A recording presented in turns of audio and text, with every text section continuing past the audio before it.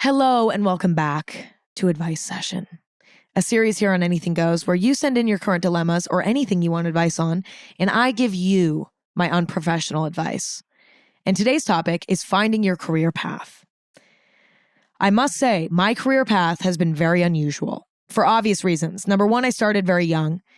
I started on the career path that I'm still on at age 16, which is sort of unusual because most people get their first job at age 16 and then ultimately leave that career path completely. My situation has been a bit different where I started at age 16 and stayed on the same path the entire time.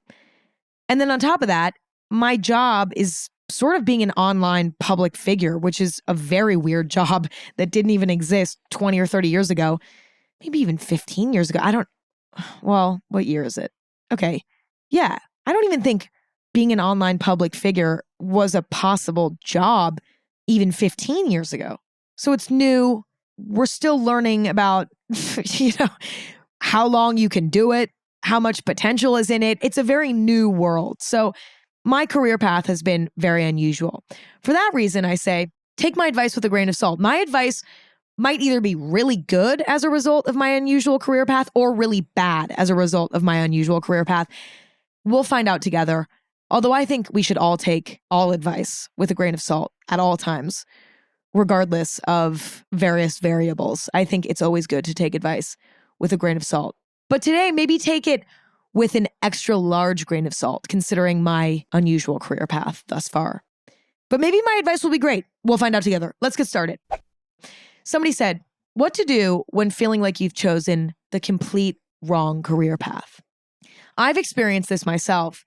And what I've noticed within myself is that the most challenging thing to accept when questioning one's career path is, does this mean I'm a failure? Is this going to set me back years and years and years? Is this going to destroy my life? It's accepting the feeling of failure. That's the hardest part about figuring out whether or not you've chosen the right career path, is getting over the fact that if you determine that you have, in fact, chosen the wrong career path, that might mean that you're a failure. I think my first piece of advice is to try to get over that feeling, to prove to yourself that choosing the wrong career path does not mean failing in your career overall. We make bad decisions all the time. Like making a bad decision, making a mistake is not what everybody does it in one area or another, including people who have insanely successful careers. It's not about making a mistake. It's not about making the wrong choice the first time. It's about what you do next. I really do believe that. And some people might say, no, that's looking at things in a toxically positive way. Like sometimes that's not the case. Sometimes making the wrong choice with your career path the first time is the downfall of one's career for the rest of their life. I don't really know if I believe that. I think that we can make a wrong choice, pivot, and flourish. I actually think that failure tends to come from realizing that you've made a mistake, realizing that you made the wrong choice, and then not pivoting. I feel like that's when failure tends to happen. I feel like that's what failure is to sort of settle and not make a plan to change when you know that change is necessary. So I feel like it's a sign of a successful career path when you realize, this isn't working. I need to make some changes. I feel like that's a green flag. I feel like that's a good thing. So I would say my first piece of advice is to change your mindset on what pivoting your career means about you. It does not mean that you're a failure.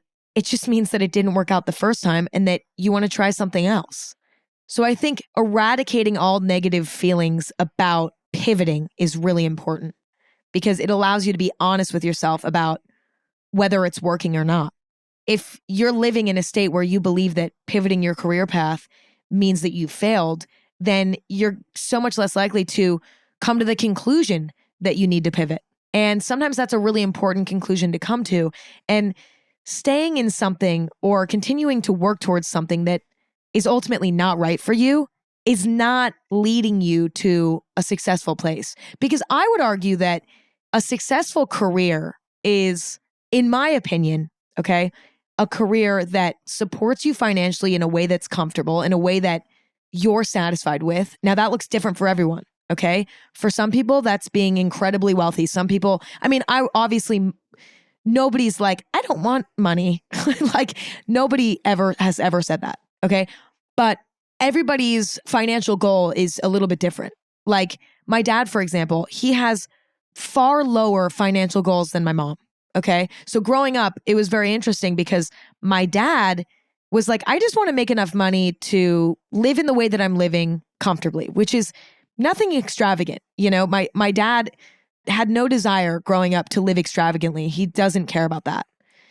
Whereas my mom, I think, wanted to live a bit more extravagantly. She wanted to be able to go on fancy vacations. She wanted to be able to go out and eat at fancy restaurants more often. My mom just had, a different idea of what financial success in career looks like. And so I've seen firsthand how it varies from person to person. But again, I think the first sort of sign of career success is feeling satisfied and comfortable with the income that you're making. And then number two, I think balancing that with a high quality of life when possible. So again, I saw this sort of differ in my parents. My dad prioritized having more time off. He was willing to sacrifice making less money to have more time off because that was something that was important to him.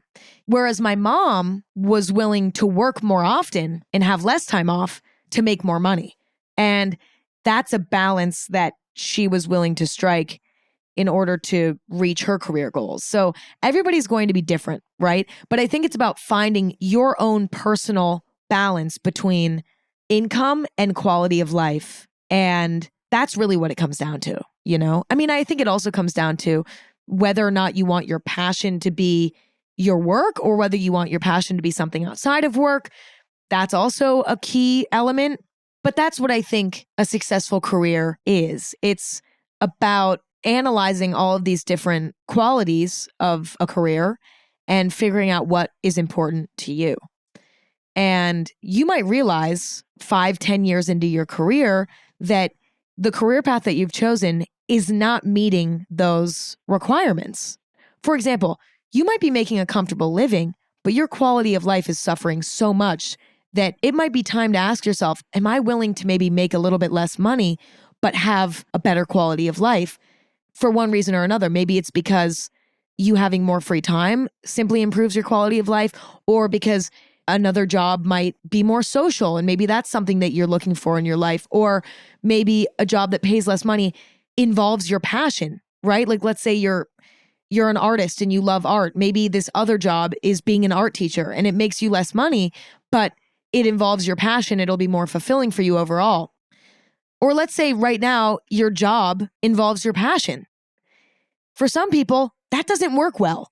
For some people, mixing business with pleasure, mixing your passion with your job does not work, and it ruins the passion, right? And maybe you're like, I don't want to do that anymore. I want to get a job that pays my bills so I can do my passion separately and let it be my passion. And I don't need to, rely on my passion for money. There's some people who really, really hate that. And that doesn't work for some people. All of that being said, when you feel like you've chosen the wrong career path, it's just about recalibrating. Okay, what do I want? What is not working now? And being proactive about changing it. Because I think we can become almost stuck. We can become stuck feeling like, oh, but I've worked for so long on getting to this certain point in this career. And, I don't want to be a failure. And I don't want to start something. I don't want to start all over again.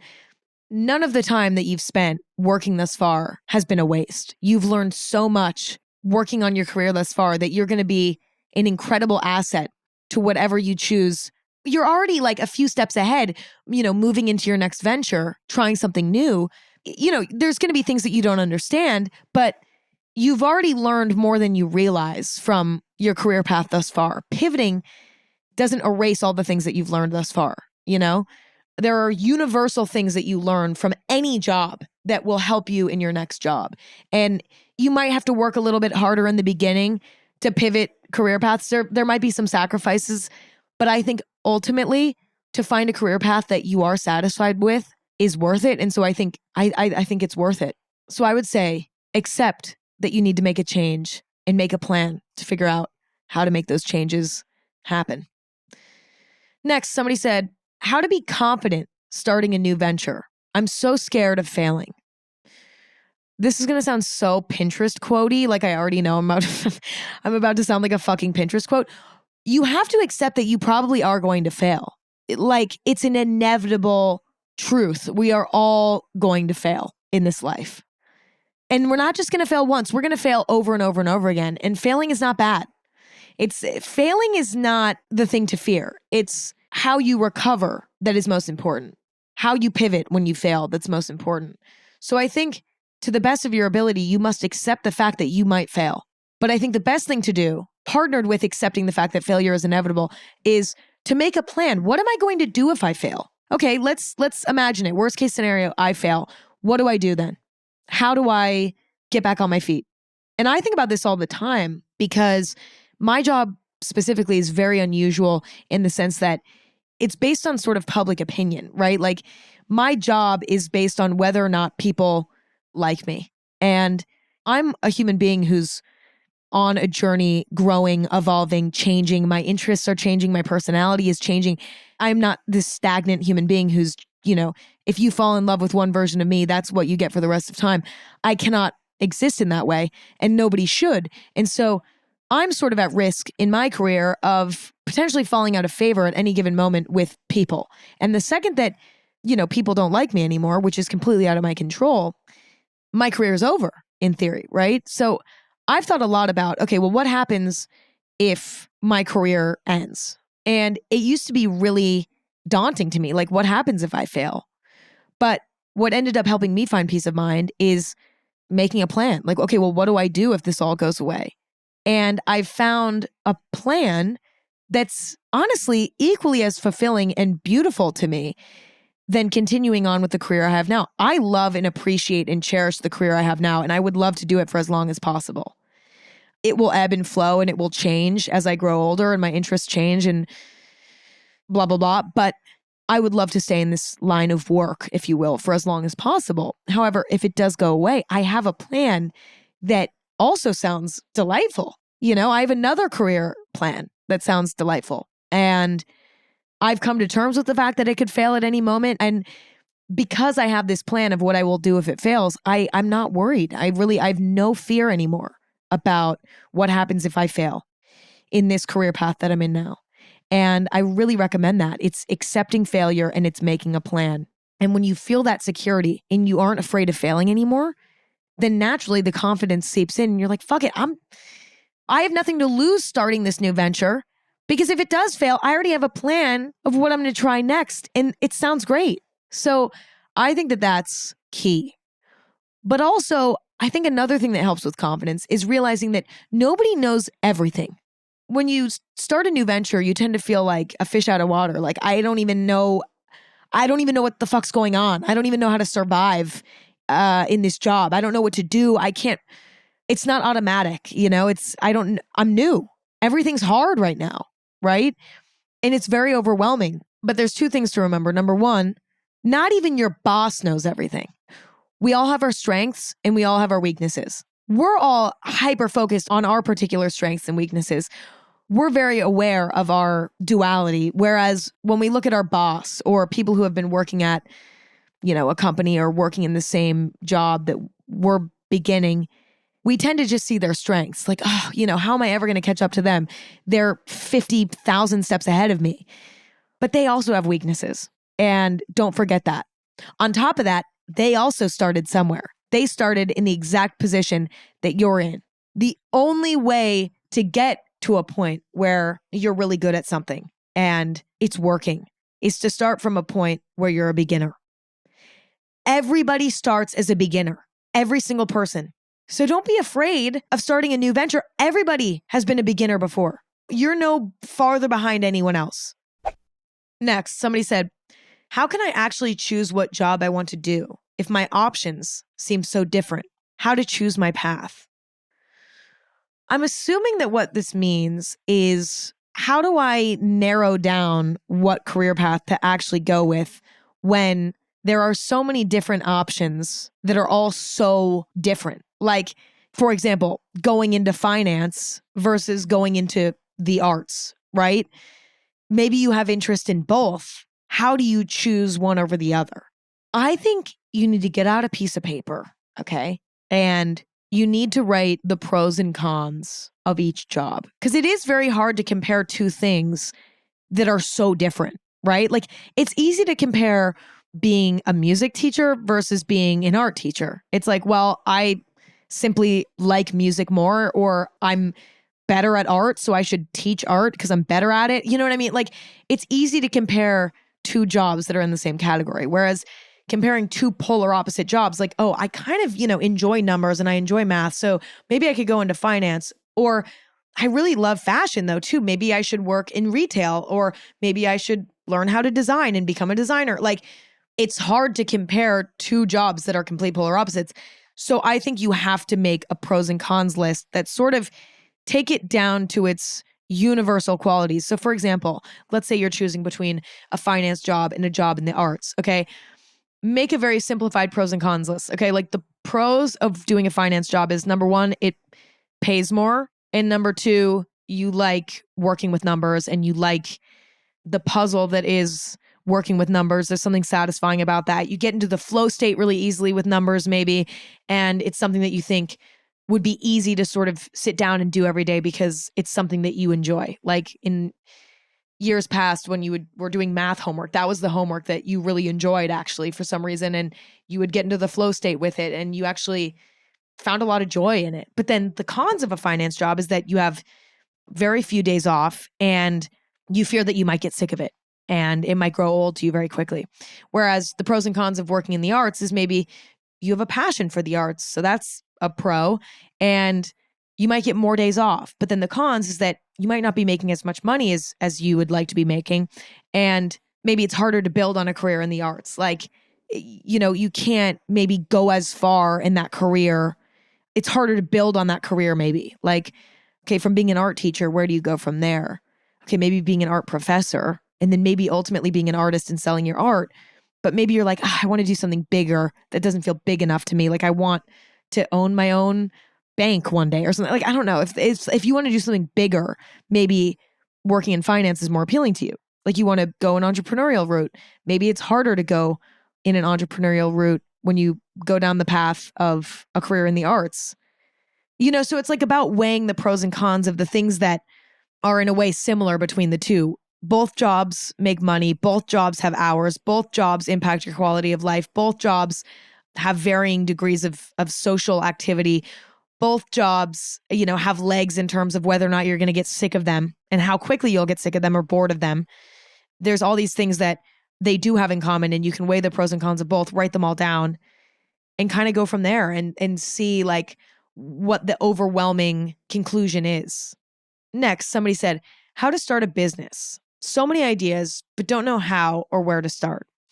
I honestly do believe that it's really hard to know where to start without a plan, which is why I recommend sitting down and really dedicating yourself to making a clear plan, constructing a clear vision, and stress testing it in every single way possible before getting started.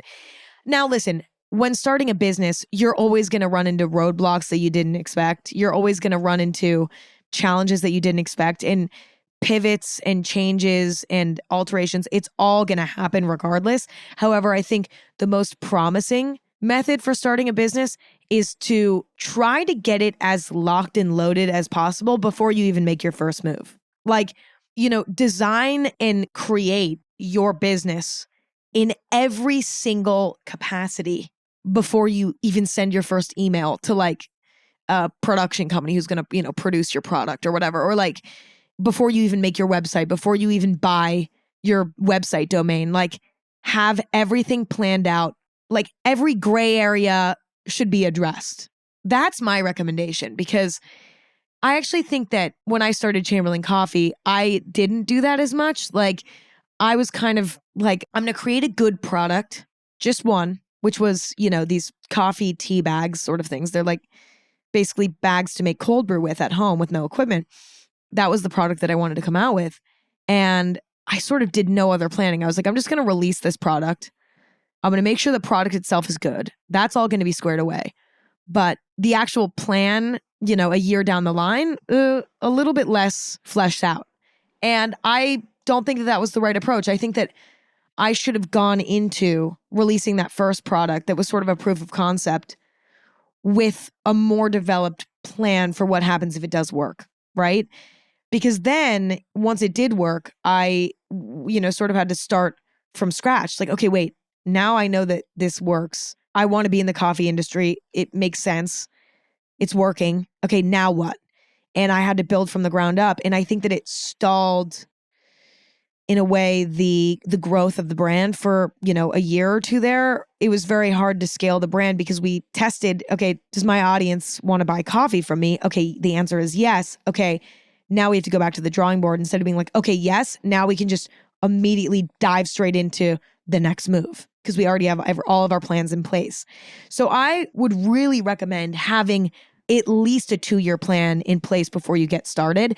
And be open to the plan changing down the line because, again, inevitably, things will need to change. You'll hit roadblocks you didn't anticipate. You'll have new ideas that are exciting, but have as developed of a plan as possible. And then it'll give you an obvious first step of how to get started. If you have a fully developed plan, it's obvious what the first step is.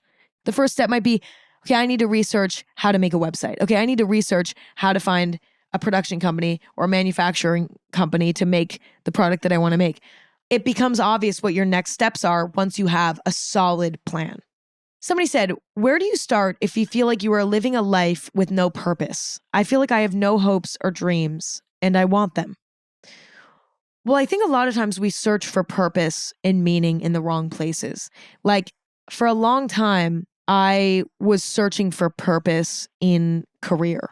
And I think that's a very common thing in our culture today is like, finding our purpose in our jobs. And I don't think that that's always a bad thing because I do think that in a way, it can be great to, I'm not shitting on that as a goal.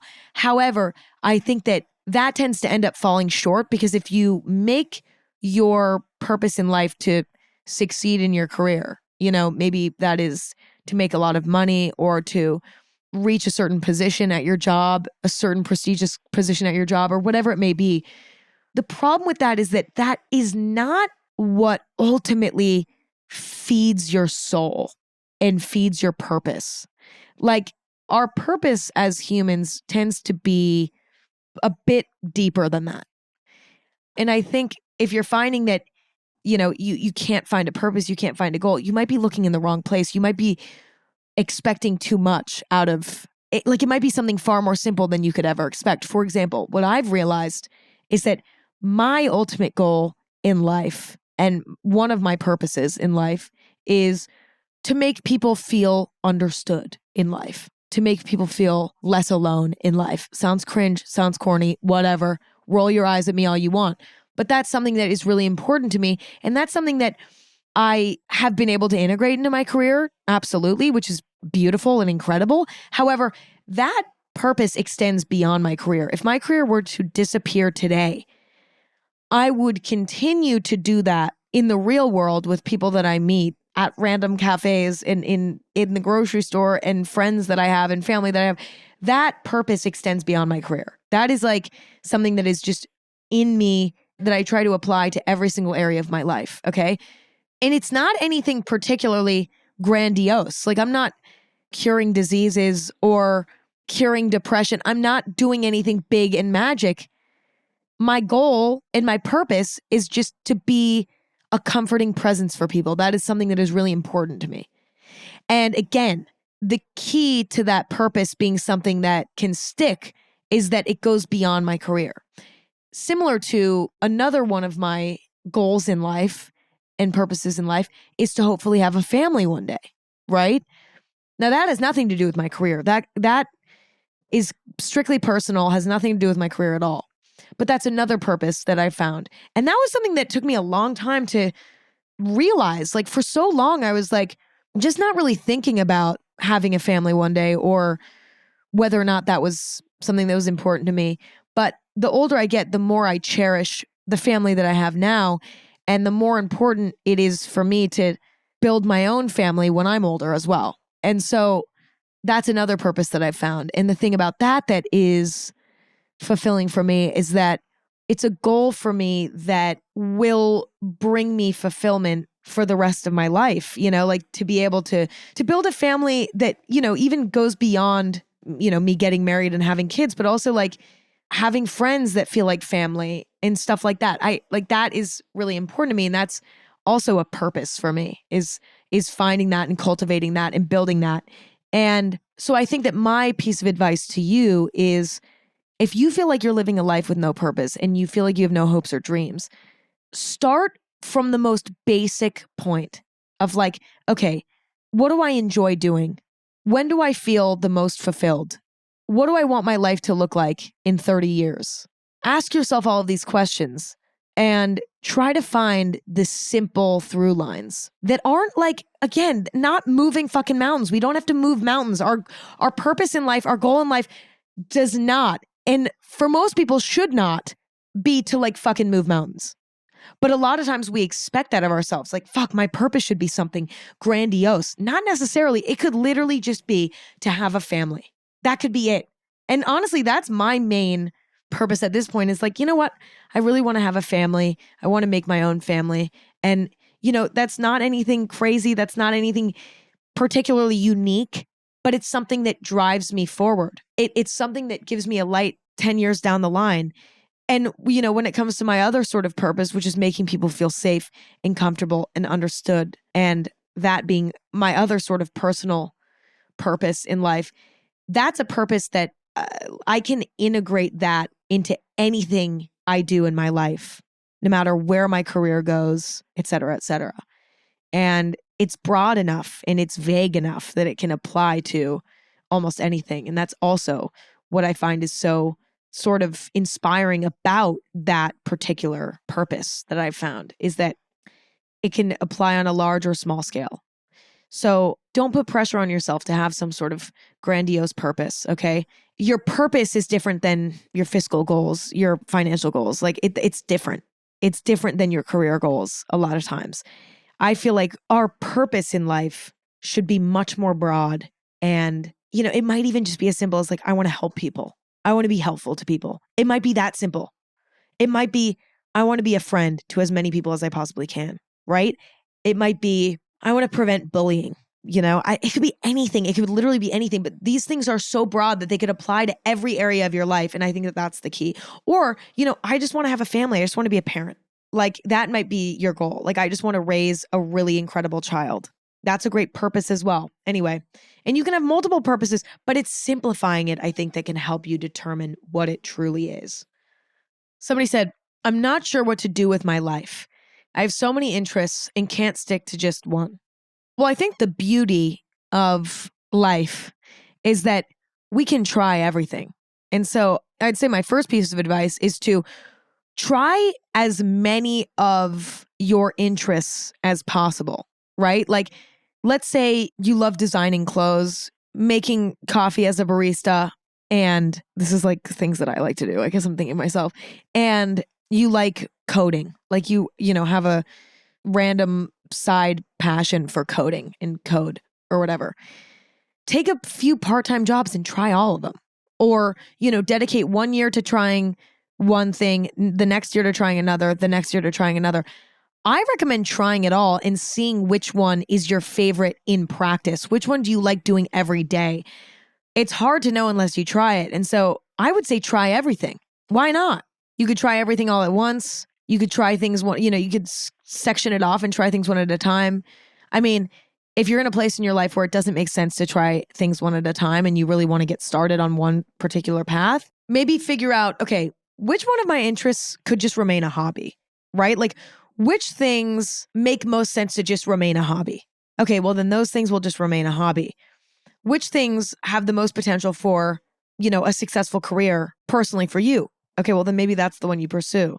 So I also think it comes down to like analyzing each of your interests and figuring out which one is going to make the most successful career path in your eyes. Now, again, as I described earlier, success looks different for everybody. For some people, it's about quality of life and work-life balance. For some people, it's more about how much money is made. For some people, it's about whether or not it ties into their passion in life or their purpose in life. It's so different for everybody. And so I think it's about analyzing each of your interests and figuring out which one actually makes the best job. Because some of our interests would not be great as a job. Do you know what I mean? Like, some things actually are more enjoyable just remaining a hobby or maybe a little side job that isn't necessarily like something that makes you a lot of money, but something that you just do for fun. I think it's about being really analytical and really, again, making a plan and stress testing every potential way that you could go to figure out the best one. Because I think a lot of times we forget how helpful it can be to lay everything out and analyze everything before we begin. Like, a lot of times I think we want to have a gut feeling or we want to have an intuition.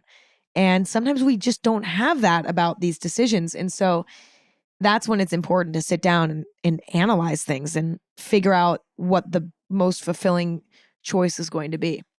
And you might fuck up the first time and you might have to scrap that path and go in a different direction. But I think that that's the best action to take when you want to make a choice and you want to start moving in one particular direction, but you don't know which particular direction that is.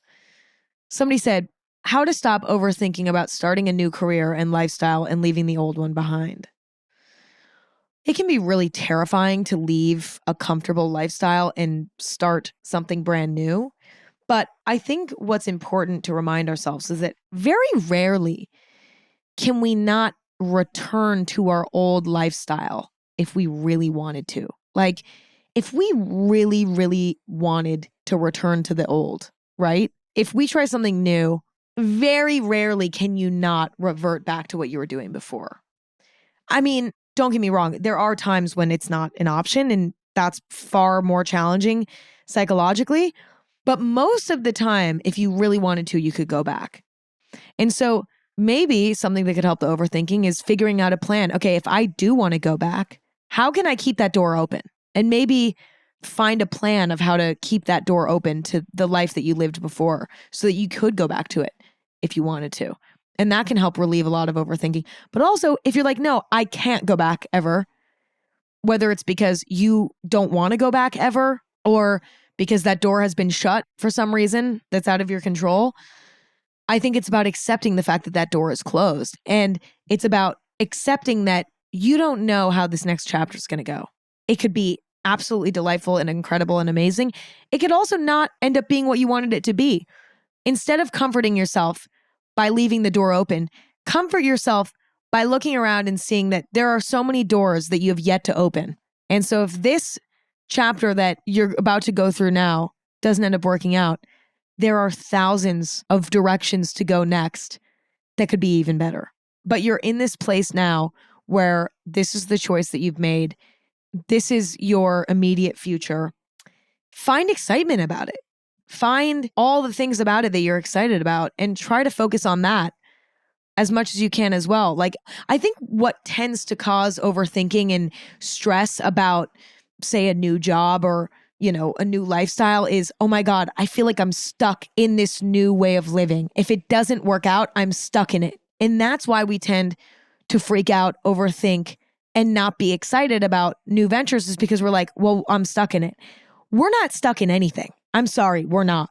There's always a way to change things, to pivot things. So figure out, okay, what is my plan if this next thing doesn't work out? If this new career and lifestyle doesn't work out, do I go back to the old career and lifestyle? Or do I move on to this next idea for career and lifestyle? I think it's nice to always have a plan. And that eases mind so much. But also, again, as I said earlier, also try to have a glass half full attitude and see the positive in this new career and lifestyle. Try to find the things about it that are exciting to you.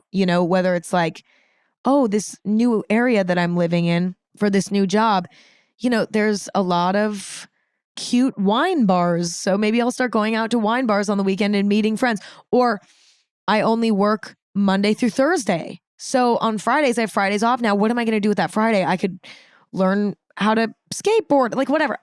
I don't know who's learning how to skateboard, but you know what I'm saying. Try to find the positives in the meantime while simultaneously creating a plan. Somebody said, I'm scared if I go to college and follow the normal path, I'll always regret not following my heart. What do you think? Well, it's never too late to follow your heart. So if it's looking like you're going to go to college, even if that's something that you're not feeling 100% confident in, if that's something that you've ultimately decided to do, regardless of feeling a little bit off about it, that is ultimately the decision that you've made, right?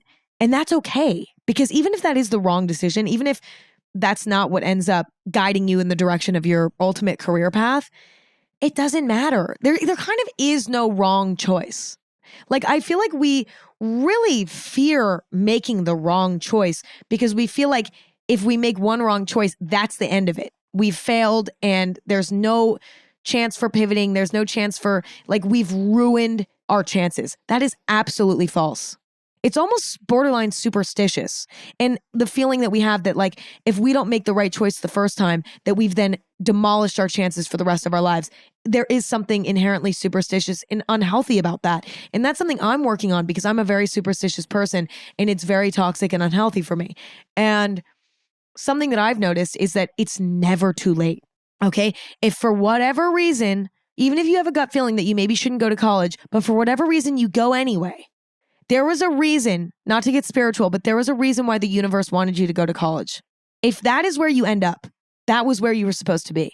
And guess what? Regardless of if that ultimately leads to your ultimate career, regardless of if that ends up being a good or bad experience, regardless of everything, you will, number one, learn from the experience. And number two, not be knocked off your path far enough that you can never get back on your path. It just does not work that way.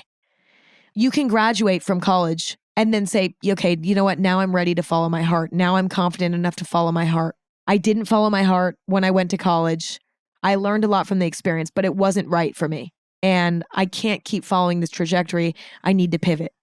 There's nothing wrong with doing that down the line. There's this societal pressure to get it right the first time, to do it all in a timely manner, to do it all before you're 30. There's this pressure to do it all right the first time. And it's ridiculous and it's fucking stupid because it holds us back. It's this limiting belief that we have as a society that we need to get it right the first time that prevents us from making a choice that maybe didn't quite work out and then pivoting down the line. We convince ourselves that we've failed and we have to continue in this miserable lifestyle that we started in, because to pivot is to fail, or to go to college when you're 30 is to fail. To start a new job at 40 is to fail. No, it's not. It's fucking stupid. It is so stupid. It's so dumb. But it is this weird societal pressure that we have. And I was so wrapped up in it. I was so wrapped up in it in middle school and high school.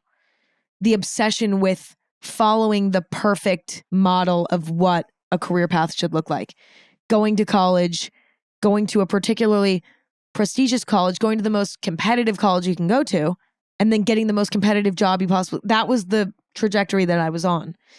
I was obsessed with that path. And I was obsessed with doing it perfectly the first time because that to me was what success was. And I was all wrong about it. But it made me so unhappy. It made me so miserable living in that rigid mindset of like, I need to get it right the first time. And if I had just let myself go from that, if I had just set myself free from that, I mean, I would have been so much happier. And I think that I would have been able to make better choices so much easier. So anyway, my overall advice is saying following your heart and not going to college, that's beautiful. That's what you should do. Having a gut feeling that you don't really want to go to college, but going anyway, just to make sure that you're not missing out on the college experience, that's beautiful and delightful as well. Both choices could be right. Both choices could be wrong. Regardless, you're going to learn something. And regardless, they're both a part of your ultimate path. The wrong turns and shit are a part of your path in life. Don't fight it. I really don't believe that there's a wrong choice. And some people might disagree, but I don't think that there is. Somebody said, should I give up a steady government job and take the risk to look for what I'm truly passionate about? My recommendation here is if there's any possible way that you could potentially look for what you're truly passionate about while working in your steady job, that would be my recommendation. Like, if you can do research, read books, watch documentaries, research other career paths while simultaneously working in your steady job. That is what I would recommend. Like, if you can do your soul searching while you have a steady income, that would be my personal recommendation, just because then you get the best of both worlds, right? I think it can be really frightening to leave something before you have a plan. And I'm not saying, like, sometimes we have a gut feeling about that. Like, I think I should leave. I think that I should start on this other venture. I don't really have it fully fleshed out yet, but I feel like in my gut, I'm being told to leave my job and do this. Fair enough. I will never bash somebody's intuition if they feel something in their soul. But if you don't have a plan yet, and you don't even really know what your passion is yet, I would say do research and formulate, a stronger opinion about what you want to do next before you leave. Because I think that you can do both at once. I think that you can continue working in your government job and start soul searching simultaneously. So that's what I would recommend. And last but not least, somebody said, should I go for jobs that pay or jobs I love? I think it really comes down to your priorities. What is most important to you? Figure out what that is, and then allow that to answer your question, right? How much do you care about money? Because there's nothing wrong with being like, I want to make a lot of money. I want to live really comfortably. Like, that was a goal that I had when I was younger, because I didn't grow up with a lot of money, and a lot of my friends had a lot of money. And I was like, fuck, that seems delightful. I would love to have a lot of money. And I was really determined to make a comfortable amount of money and not worry about money anymore. That was something that was a huge priority for me when I was younger. Then I got older and realized, I don't care as much anymore. And my priorities have shifted as I've grown older. And it's interesting because now I'm like, I've experienced that. And now I'm like, it's not as fulfilling as I maybe thought it would be, right? And, when I was a kid, I was willing to work a job that maybe wasn't my passion in order to reach my financial goals. That was where my head was at as a kid. But anyway, all of that to say, you need to figure out what's most important to you. Again, I'll bring it back to my parents. Like, I think that my mom is more interested in having a job that pays well. Historically, for as long as I've been alive, she's prioritized jobs that make money over jobs that she loves, because she wants to live as comfortably as possible so that her time when she's not working can look a certain way. Whereas my dad has always been more concerned about jobs that he enjoys and jobs that allow him to have a lot of free time. So he's preferred to choose jobs that he loves over jobs that pay well. So again, I've seen both sides of the aisle. And then me growing up as a kid, I was more concerned about eventually getting a job that paid well. I was less concerned about it being my passion, which is funny because now, I've talked a lot about how I've realized now that I don't think that that's where I stand on it personally anymore. Like, if I were to go back in time and this job that I have now was not my job, I think that I would have ultimately come to the conclusion eventually that I'd rather have a job that I love than a job that pays. If everything were to be erased, my job now, if I were to keep the brain that I have now, right?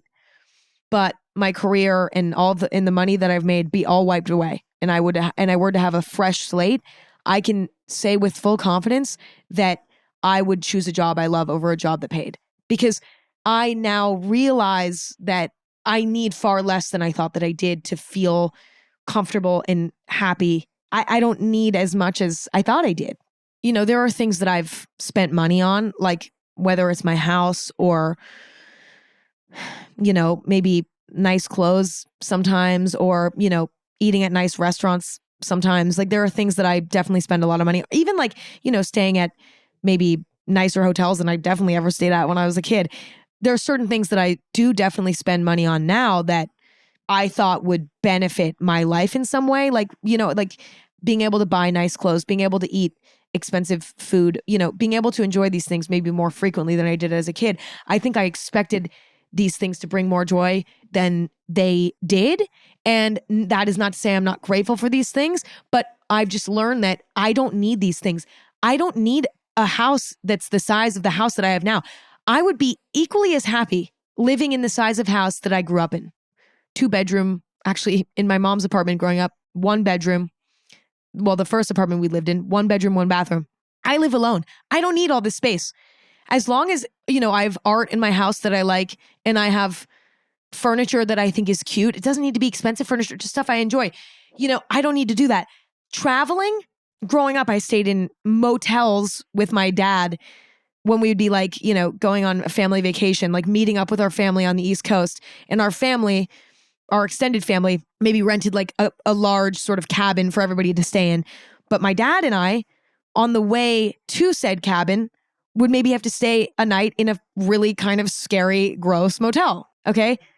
Listen, I don't love that. I would avoid doing that again. But what I'm saying is like, we still had fucking fun. We still had fun. It was equally as fun. I travel with my dad still, and we always had fun. The level of fun that we've had has not changed from staying at motels to staying at, nice hotels. Nothing has changed about the experience. Like, it's not any more fun. It's maybe more comfortable. It maybe feels safer. And those things are definitely not to be ignored. But like, when it comes to fulfillment and joy, I've realized that money only helps so much, right? Like money, and I've talked about this a lot, and it's somewhat controversial. And so I'm sorry to poke the bear, but like money to a certain extent can buy happiness. Absolutely, undeniably, because money can buy safety, money can buy comfort, money can buy, at times quality, right? Like it is undeniable that to a certain extent, money buys happiness. I will never, if I ever say money doesn't buy happiness, it's because just know that there's nuance there. And the nuance is that money does buy happiness. Undeniably, I will never, ever, like for the remainder of my life, I will never deny or fight. Money does buy happiness to a point. Absolutely. But beyond that point, it does not. And that is what I've realized from my experiences in life. And so with that being said, if everything were to be erased and I had to start over, I can be happy and fulfilled off of far less than I ever thought. And with that knowledge and with that understanding of myself now, I would choose a job that I love. But again, all of this soul searching, all of this, sometimes you have to go and get a job that pays to realize, you know what? I actually don't care about money as much as I thought I did. I need to have a certain amount of money to survive and be comfortable. And that is absolutely priority for me.